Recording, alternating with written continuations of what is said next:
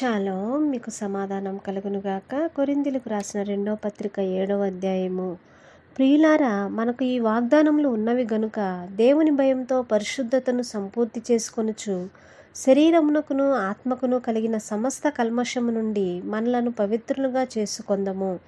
మమ్మును మీ హృదయములలో చేర్చుకునుడి. మేమెవనికి అన్యాయం చేయలేదు, ఎవరినీ చెరుపలేదు, ఎవరినీ మోసం చేయలేదు. మీకు శిక్షావిధి కలుగవలనని నేను ఇలాగూ చెప్పలేదు. చనిపోయినా కానీ జీవించినా కానీ మీరును మేమును కూడా ఉండవలెననియు మీరు మా హృదయములలో ఉన్నారనియు నేను లోగడ చెప్పితిని గదా. మీ ఎడల నేను బహుధైర్యంగా మాట్లాడుచున్నాను. మిమ్మును గూర్చి నాకు చాలా అతిశయం కలదు. ఆదరణతో నిండుకొని ఉన్నాను. మా శ్రమ అంతటికి మించిన అత్యధికమైన ఆనందముతో ఉప్పొంగుచున్నాను. మేము మాసిదోనియాకు వచ్చినప్పుడును మా శరీరము ఏమాత్రమును విశ్రాంతి పొందలేదు. ఎటుపోయినను మాకు శ్రమయే కలిగెను. వెలుపట పోరాటములు, లోపట భయములు ఉండెను. అయినను దీనులను ఆదరించు దేవుడు తీతు రాక వలన మమ్మును ఆదరించెను.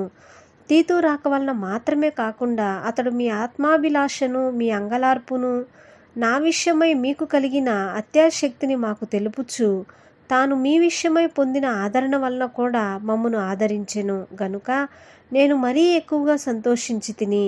నేను వ్రాసిన పత్రికల వలన మిమ్మును దుఃఖపెట్టినందున విచారపడను.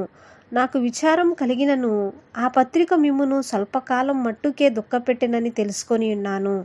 మీరు దుఃఖపడితిరని సంతోషించుట లేదు గాని మీరు దుఃఖపడి మారుమనసు పొందితిరని ఇప్పుడు సంతోషించుచున్నాను. ఏలయనగా ఏ విషయంలోనైనను మా వలన మీరు నష్టం పొందకుండుటకై దైవ చిత్తానుసారంగా దుఃఖపడితిరని, దైవ చిత్తానుసారమైన దుఃఖము రక్షణార్థమైన మారుమనసును కలుగజేయును. ఈ మారుమనసు దుఃఖమును పుట్టించదు, అయితే లోక సంబంధమైన దుఃఖము మరణమును కలుగజేయును.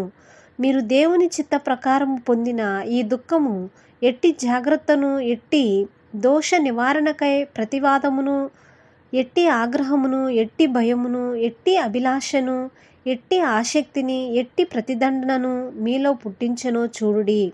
ఆ కార్యమును గూర్చి సమస్త విషయములలోనూ మీరు నిర్దోషులై ఉన్నారని రుజువుపరుచుకొంటిరి.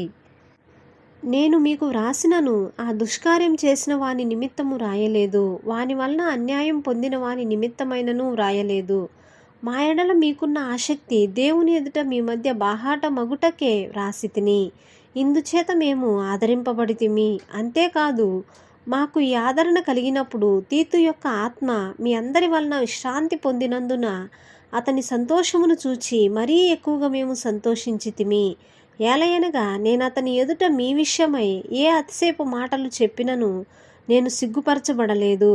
మేమలాగూ అన్నిటినీ మీతో నిజముగా చెప్పితుమో అలాగే మేము తీతు ఎదుట మీ విషయమై చెప్పిన అతిశయపు మాటలు నిజమని కనబడెను. మరియు మీరు భయముతోనూ వణుకుతోనూ తన్ను చేర్చుకొంటిరని అతడు మీ అందరి విధేయతను జ్ఞాపకం చేసుకొనుచుండగా అతని అంతఃకరణము మరీ ఎక్కువగా మీ ఎడల ఉన్నది.